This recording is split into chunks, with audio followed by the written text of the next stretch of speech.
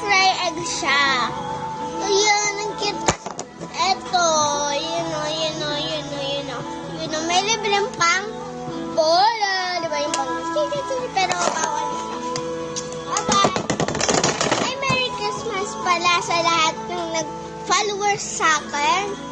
And Merry Christmas. Pag nag-4 papahandaan ko,